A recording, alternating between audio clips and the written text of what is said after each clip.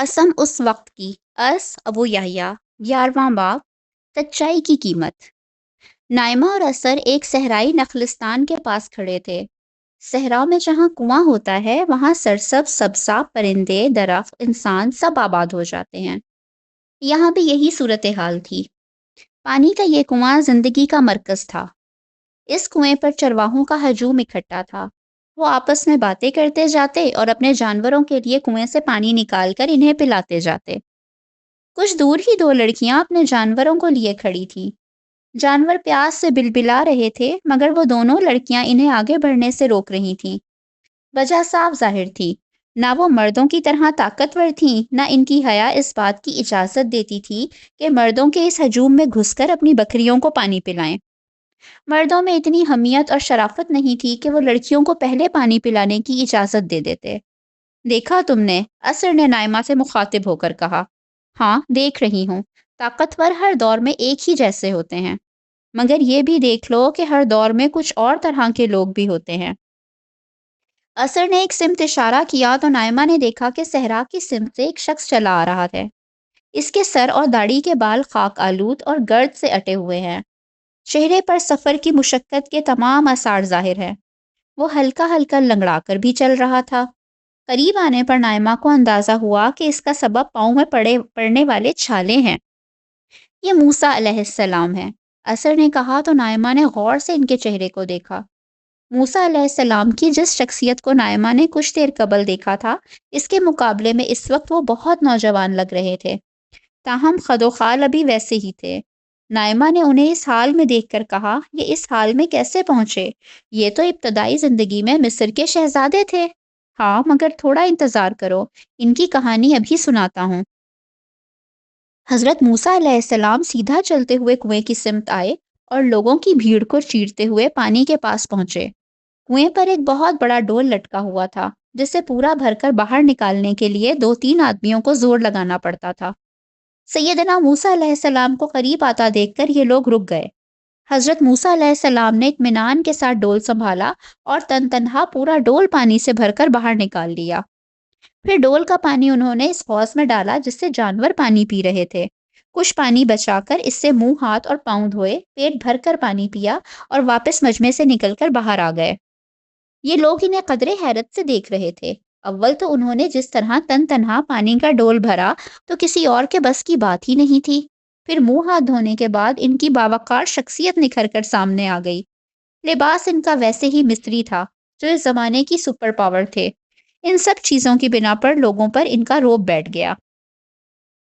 حضرت موسیٰ علیہ السلام مجمع سے نکلے تو انہوں نے ان 2 لڑکیوں اور ان کے جانوروں کو دیکھا جو پیاس سے بلبلا رہے تھے۔ وہ سیدھا ان کی طرف گئے اور جا کر ان سے دریافت کیا، آپ لوگ ان معصوم جانوروں کو پانی کیوں نہیں پلا رہی؟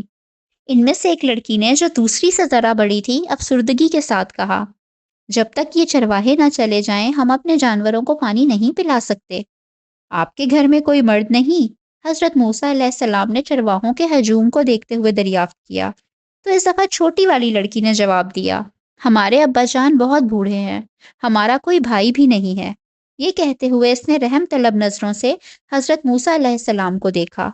وہ نگاہوں سے یہ کہہ رہی تھی کہ آپ جیسا کوئی بھائی ہوتا تو ہمیں یہاں کھڑے نہیں ہونا پڑتا۔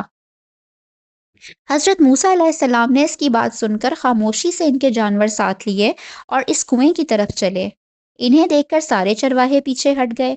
انہوں نے اطمینان کے ساتھ جانوروں کو پانی پلایا اور واپس لا کر لڑکیوں کے حوالے کر دیا۔ لڑکیاں خوشی خوشی گھر لوٹ گئیں، جبکہ حضرت موسیٰ علیہ السلام ایک درخت کے سائے کے نیچے جا بیٹھے۔ نائمہ نے دیکھا کہ ان کی آنکھیں بند تھیں اور وہ زیر لب کچھ بڑبڑا رہے تھے۔ نائمہ نے اثر سے پوچھا، یہ کیا کہہ رہے ہیں؟ وہ اللہ سے دعا کر رہے ہیں کہ اے میرے رب، جو بھلائی تو مجھ پر نازل کرے میں اس کا محتاج ہوں۔ پھر وہ ہنستے ہوئے ایک سمت اشارہ کر کے بولا، آقا نے بندے کی دعا کتنی جلدی سن لی۔ دیکھو وہ ساری بھلائیوں کا مجموعہ صفورہ ان کے پاس خود چلی ہوئی آقا نے بندے کی دعا کتنی جلدی سن لی۔ دیکھو وہ ساری بھلائیوں کا مجموعہ صفورہ ان کے پاس خود چلتی ہوئی آ رہی ہے۔ نائمہ نے دیکھا کہ ان لڑکیوں میں سے بڑی والی جھجکتی ہوئی باحیا انداز میں ان کی سمت چلی آ رہی ہے۔ نائمہ کو اثر کی بات سے معلوم ہو گیا کہ اس لڑکی کا نام صفورہ ہے۔ تاہم وہ اس کی بات کی وضاحت چاہتی تھی، اسی لیے اس نے سوال کیا، یہ صفورہ ساری بھلائیوں کا مجموعہ کیسے ہو گئی؟ کھانا پینا، رہنے کی جگہ اور محبت کرنے والی بیوی۔ اللہ تعالیٰ یہ ساری بنیادی نعمتیں صفورہ کی شکل میں موسیٰ علیہ السلام کو دینے کا فیصلہ کر چکے ہیں۔ اوہ، تو کیا ان کی شادی ہو جائے گی؟ نائمہ نے بڑی دلچسپی سے پوچھا۔ اس کی نسوانی حس بیدار ہو چکی تھی اور اسے اب صفورہ کی جگہ حضرت موسیٰ علیہ السلام کی دلہن نظر آ رہی تھی۔ ہاں، یہ باحیا اور شرمیلی لڑکی اپنے زمانے کے جلیل القدر رسول اور اپنی امت کے سردار کی بیوی بنے گی۔ صفورہ حضرت موسیٰ علیہ السلام کے پاس آ کر ٹہر گئیں۔ ان کے قدموں کی آہٹ سے حضرت موسیٰ نے بھی آنکھیں کھول دیں۔ صفورہ کو دیکھ کر انہوں نے نظریں جھکا لیں۔ صفورہ نے جھجکتے ہوئے ان سے کہا، وہ میرے ابا جان آپ کو بلا رہے ہیں تاکہ آپ نے ہمارے جانوروں کو جو پانی پلایا ہے اس کا بدلہ دے دیں۔ حضرت موسیٰ علیہ السلام نے ایک لمحے کو سوچا، وہ چاہتے تو ان لڑکیوں سے اسی وقت مدد کی درخواست کر سکتے تھے جب انہوں نے ان کی مدد کی تھی، اور یقیناً وہ ان کی مدد کرتی، لیکن ان کی شرافت نے یہ گوارا نہیں کیا کہ احسان کر کے بدلہ مانگیں۔ انہوں نے انسانوں کی بجائے ان کے رب سے مانگا تھا، مگر اب ان پر یہ بات اچھی طرح واضح تھی کہ اس لڑکی کو اللہ تعالیٰ نے بھیجا ہے، اس وقت اسے منع کرنا ناشکری ہوگی۔ چنانچہ وہ خاموشی سے اٹھ کر کھڑے ہو گئے۔ وہ دونوں وہاں سے چلے گئے۔ نائمہ وہاں اثر کے ساتھ کھڑی رہ گئی۔ اس نے اثر سے پوچھا، حضرت موسیٰ علیہ السلام یہاں اس حال میں کیسے پہنچے؟ یہ تو تم جانتی ہو کہ حضرت موسیٰ پیدا ہوئے تو اس زمانے کے فرعون نے حکم جاری کر دیا تھا کہ بنی اسرائیل کے لڑکوں کو پیدائش کے بعد قتل کر دیا جائے۔ جب حضرت موسیٰ پیدا ہوئے تو ان کی والدہ بہت پریشان تھیں۔ پھر اللہ تعالیٰ نے ان کی رہنمائی کی، جس کے بعد ان کی والدہ نے انہیں ایک ٹوکری میں دریائے نیل میں بہا دیا۔ اللہ کی قدرت سے یہ ٹوکری فرعون کی ملکہ حضرت آسیہ تک جا پہنچی۔ انہوں نے انہیں دریا سے نکال کر اپنا بیٹا بنا لیا۔ یہ تو اللہ نے عجیب طریقے سے ان کی زندگی بچائی۔ نائمہ نے حیرت سے کہا، ان کی زندگی ہی نہیں بچائی بلکہ ان کو ان کی والدہ کے پاس بھی لوٹا دیا۔ وہ کیسے؟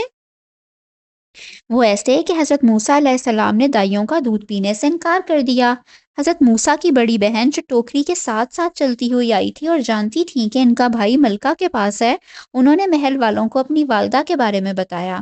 چنانچہ جب موسیٰ کو ان کی والدہ کے پاس لایا گیا تو انہوں نے اطمینان سے دودھ پی لیا۔ اس پر ملکہ نے حضرت موسیٰ کو رضاعت کے لیے ان کی والدہ ہی کے حوالے کر دیا۔ پھر انہوں نے مصر کیوں چھوڑا؟ نائمہ نے دریافت کیا تو اثر نے اس واقعے کی تفصیل بھی بیان کرنی شروع کی۔ حضرت موسیٰ علیہ السلام بیک وقت ایک مصری شہزادے بھی تھے اور اپنی ماں کے تعلق کے حوالے سے بنی اسرائیل کے بھی ایک فرد تھے، اسی لیے وہ بنی اسرائیل کی مدد کرتے رہتے تھے۔ ان کے جوان ہونے کے بعد ایک دفعہ ایک یہودی کا مقامی مصری سے جھگڑا ہو گیا۔ وہ مصری سے پیٹنے لگا۔ اسی اثناء میں حضرت موسیٰ وہاں سے گزرے۔ اس یہودی نے حضرت موسیٰ علیہ السلام کو مدد کے لیے بلایا۔ حضرت موسیٰ علیہ السلام اسے بچانے آگے بڑھے تو مصری نے ان پر حملہ کر دیا۔ حضرت موسیٰ علیہ السلام نے اسے ایک مکہ مارا تو اس کا کام تمام ہو گیا۔ اچھا، تو اس لیے مصری ان کے دشمن ہو گئے؟ نائمہ نے کہا، ہاں مگر اس روز یہ بات چھپی رہ گئی کہ یہ قتل کس نے کیا۔ دوسری طرف حضرت موسیٰ علیہ السلام نے اللہ تعالیٰ سے بہت معافی مانگی۔ اگلے دن وہ اسی جگہ سے گزرے تو دیکھا کہ وہی یہودی ایک دوسرے مصری سے لڑ رہا ہے۔ انہیں دیکھ کر اس نے پھر مدد کے لیے پکارا۔ اس دفعہ حضرت موسیٰ پر واضح تھا کہ یہ خود ہی شریر شخص ہے جو ہر روز کسی نہ کسی سے لڑتا ہے، مگر چونکہ وہ پٹ رہا تھا اس لیے وہ یہ کہہ کر اسے بچانے کے لیے آگے بڑھے کہ تو بڑا گمراہ شخص ہے۔ یہ سن کر وہ سمجھا کہ آج مجھے ایک مکہ پڑے گا اور میرا بھی کام تمام ہو جائے گا۔ تھا تو وہ شریر ہی، اس لیے چلا کر بولا کہ موسیٰ، جیسا تم نے کل ایک مصری کو مارا تھا، آج تم مجھے مارنا چاہتے ہو۔ چنانچہ قتل کا راز فاش ہو گیا اور دربار مصر میں ان کے خلاف سازشوں کا سلسلہ شروع ہو گیا۔ محل میں ان کے ہمدردوں نے انہیں ان سازشوں کی اطلاع دی اور فوراً مصر چھوڑ دینے کا مشورہ دیا، جس کے بعد وہ تن تنہا صحرائے سینا کو عبور کرتے ہوئے مدینہ پہنچے۔ اب میں سمجھی اتنا لمبا سفر انہوں نے اکیلے کیوں طے کیا۔ ہاں، اور نائمہ اب یہ سمجھ لو کہ میں تمہیں یہ سب کچھ کیوں بتا رہا ہوں۔ یاد رکھنا، اللہ تعالیٰ اپنے صالح بندوں کو کبھی تنہا اور بے آسرا نہیں چھوڑتے۔ تم نے حضرت موسیٰ کی سیرت کو دیکھا کہ کس طرح انہوں نے اجنبی لڑکیوں کی مدد کی، مگر ان لڑکیوں سے نہ بے تکلف ہونے کی کوشش کی نہ مدد مانگی، حالانکہ خود بہت سخت ضرورت مند تھے۔ اسی انسانی ہمدردی کے اصول پر انہوں نے اس یہودی کی جان بچائی تھی جس نے ان کا راز فاش کر کے انہیں اتنی مشکل میں ڈال دیا۔ مگر اس سے کوئی بدلہ لینے کے بجائے وہ ملک چھوڑ کر صحرا پار آ گئے۔ کیسی عظیم سیرت ہے! نائمہ اسی سیرت و کردار کے لوگوں کو تلاش کرنے کے لیے اللہ تعالیٰ نے انسانی دنیا کا یہ پورا نظام بنایا ہے۔ انہوں نے انسانوں کو اختیار اور ارادہ دے کر پیدا کیا ہے، پھر خود پردہ غیب میں مستور ہو گئے۔ اب ایک طرف انسانی مفادات اور خواہشات ہیں اور دوسری طرف انسان کی فطرت اور ضمیر کی رہنمائی۔ کچھ لوگ ہوتے ہیں جو ان چرواہوں کی طرح شرافت اور حمیت سے محروم ہوتے ہیں۔ کچھ فرعون اور اس کے حواریوں کی طرح ظلم کو اپنا وتیرہ بنا لیتے ہیں، مگر کچھ صفورہ کی طرح حیا اور صبر پر قائم رہنے والے ہوتے ہیں، اور کچھ موسیٰ علیہ السلام کی طرح بدترین حالات میں بھی اعلیٰ ترین انسانی کردار کا مظاہرہ کرتے ہیں۔ یہی لوگ اللہ کے محبوب ہیں، جنہیں وہ جنت میں ہمیشہ کے لیے اپنے پڑوس میں جگہ دیں گے، جبکہ ظالموں کو جہنم کے قید خانے میں پھینک دیا جائے گا۔ مگر اس خدائی اسکیم کے نتیجے میں زندگی کتنی مشکل ہو جاتی ہے۔ مگر اس کے بغیر بہترین لوگوں کو نہیں چنا جا سکتا۔ اگر اللہ تعالیٰ یہ فیصلہ اپنے علم کی بنیاد پر کر دیتے تو ہر جہنمی سخت احتجاج کرتا کہ اسے ناحق سزا دی جا رہی ہے، مگر اب جب قیامت برپا ہوگی تو ہر جنتی اور ہر جہنمی میرٹ پر اپنے اپنے انجام کو پہنچیں گے۔ مگر اصل اللہ کا یہ منصوبہ تو اکثر انسانوں کے علم میں نہیں ہے۔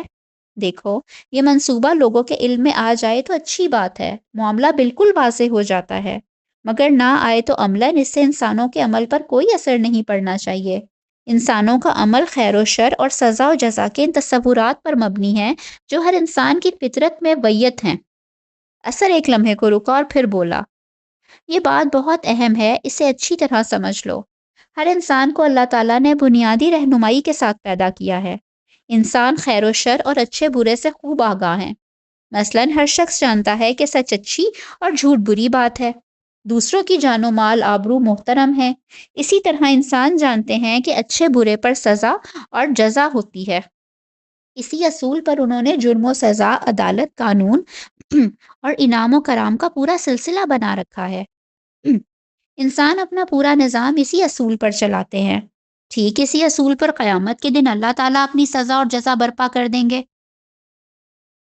بات تو بالکل صحیح ہے۔ دراصل مجھے یہ غلط فہمی تھی کہ تمام لوگوں تک پیغمبروں کی ہدایات پہنچنا ضروری ہے۔ نہیں، یہ بالکل ضروری نہیں، لیکن پیغمبروں اور دیگر ذرائع سے ہدایت بھیج کر اللہ تعالیٰ اضافی طور پر انسانوں کی رہنمائی کرتے ہیں۔ جو لوگ اس رہنمائی کی قدر کرتے ہیں، ان کا عمل بہتر اور جزا زیادہ ہو جاتی ہے، اور جو اس رہنمائی کو ٹھکرا دیتے ہیں، ان کا دل مزید سخت کر دیا جاتا ہے۔ یہ کہہ کر اثر نے نائمہ کا ہاتھ تھاما اور بولا، اب آؤ، میں تمہیں دکھاتا ہوں کہ کس طرح کے لوگ سچائی کو فوراً قبول کر لیتے ہیں اور ہر قیمت دے کر اس پر جم جاتے ہیں، اور کس طرح کے لوگ ہر نشانی دیکھنے کے بعد بھی گمراہی پر قائم رہتے ہیں۔